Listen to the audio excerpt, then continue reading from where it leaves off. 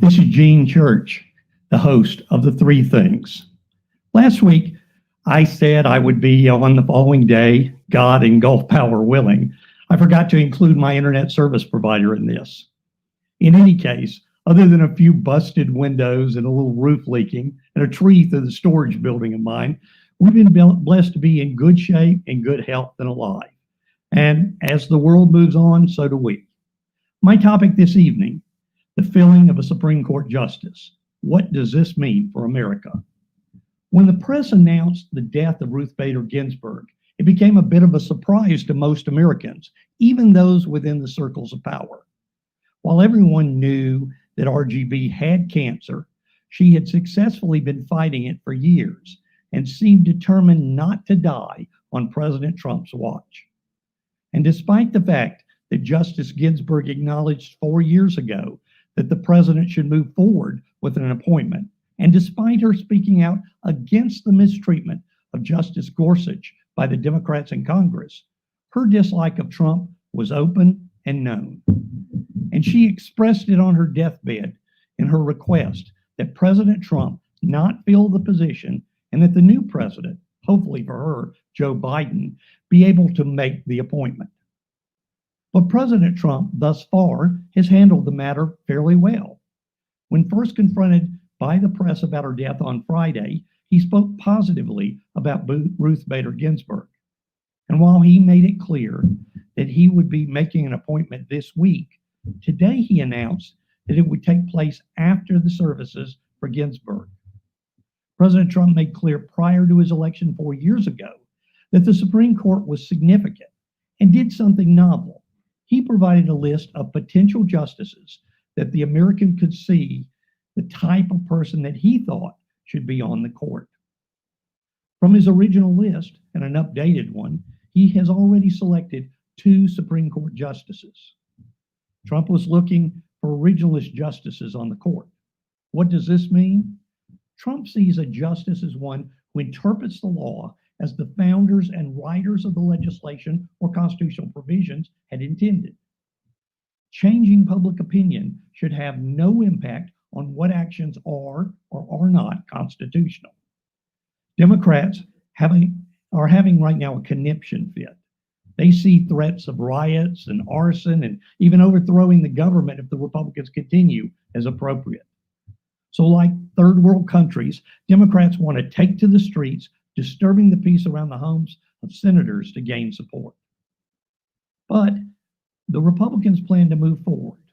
Why? Well, the Democrats have given them several reasons to do so. If we enter the election with a potential 4-4 decision from the court, then whoever files with the court on an election matter will control the outcome. Liberals will file on the West Coast in the liberal Ninth Circuit in hopes of getting a liberal and likely pro-Biden decision from the circuit court. If the outcome from the Supreme Court is 4-4, then the decision from the Ninth Circuit stands, and the Democrats get what they want from the court. So, as Senator Ted Cruz, among others, has pointed out, it is imperative that the Supreme Court make a definitive decision, given that the actions designed to create chaos in voting by the Democrats, we need a clear decision rather than the confusion that existed, such as the 2000 election.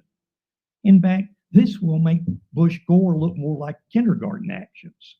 And the left is prepared to even lose in November, knowing there's a real possibility, and that they will need the assistance of the mob to make chaos and to claim that the election was not valid.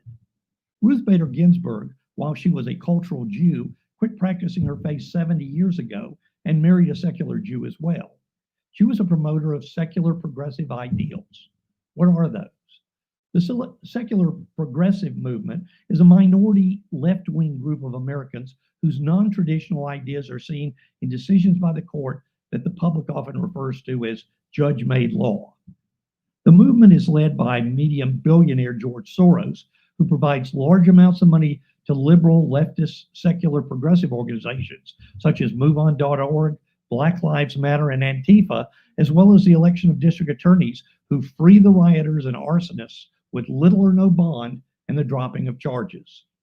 Groups and organizations that this label can apply to are Hollywood liberals, including actors that you see coming unglued on television, like Jane Fonda, Rob Reiner, Jimmy Kimmel, Mark Ruffalo, and in fact, many colleges in the nation, including UC Berkeley and Harvard, Princeton, and organizations like the American Civil Liberties Union, who have been called a threat to American society. Antifa, Black Lives Matter, the ACLU, and similar legal organizations form the shock troops who have blitzed the legal system in an attempt to secure secular policies without having to go to the ballot box. These troops are aided and abetted by mainstream media enablers who provide the aid and comfort for the frontline troops and are invaluable in getting their messages out to even a wider audience. And ultimately, it is the courts that allow secular progressivism to move forward, since the philosophy has been unsuccessful in getting legislative and public approval.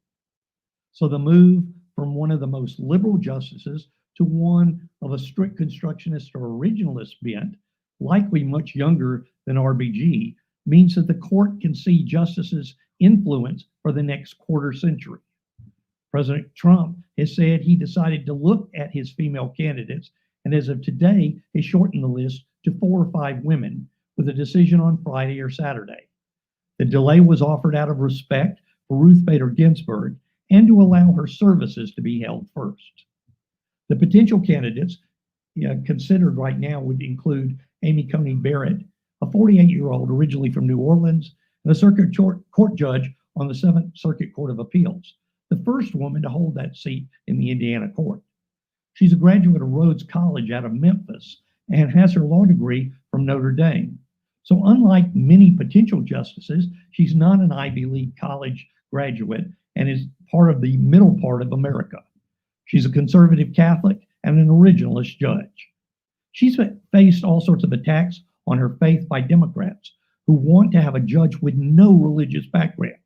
Senator Dianne Feinstein, in her circuit court confirmation, claimed that, quote, her dogma lives loudly in her, unquote. She was on the short list when Justice Kavanaugh was chosen and was passed up at that time to give her more time on the circuit court.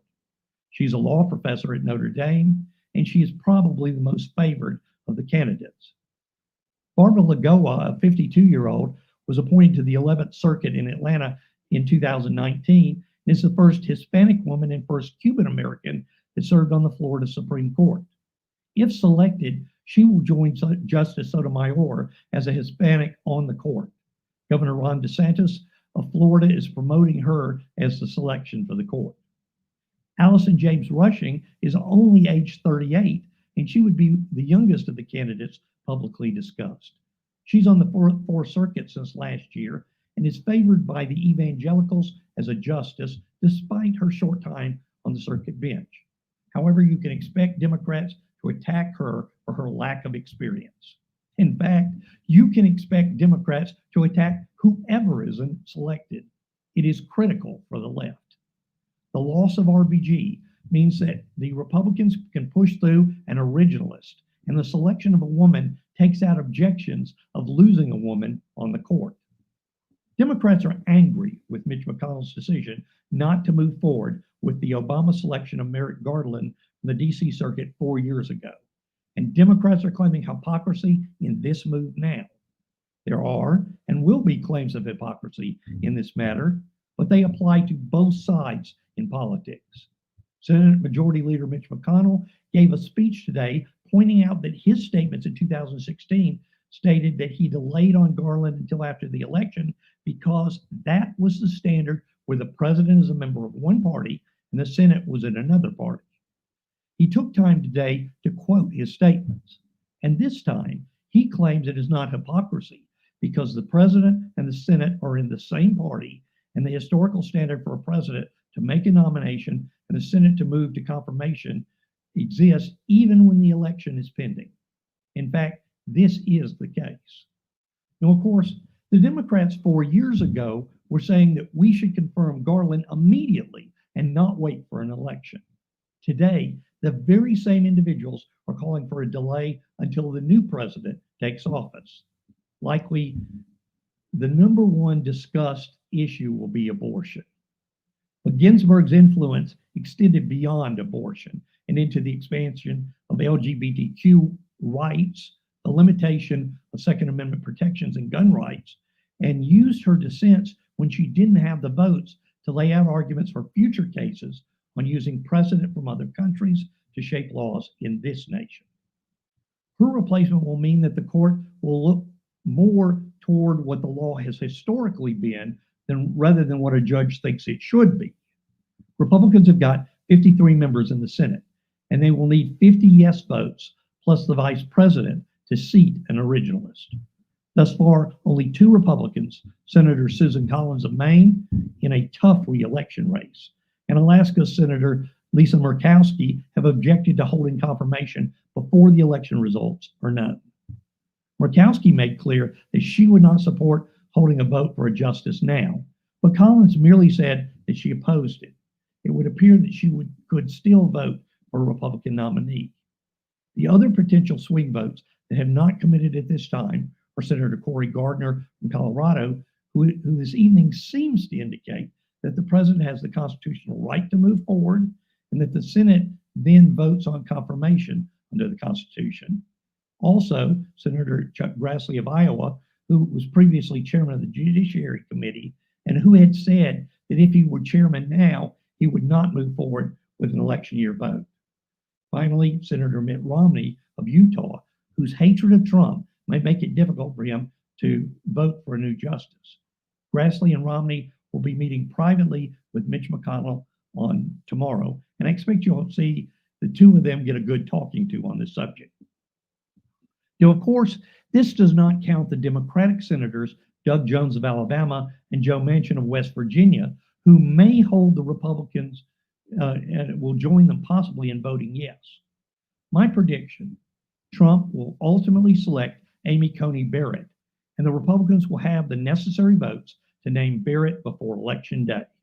And Trump will focus on the impact of the Second Amendment for why the change is important. The American people are buying a record number of guns because the left is keeping them from feeling safe and knowing that a justice will likely swing the court more pro-gun will be a comfort to the American people. For the 3 things, I am Gene Church.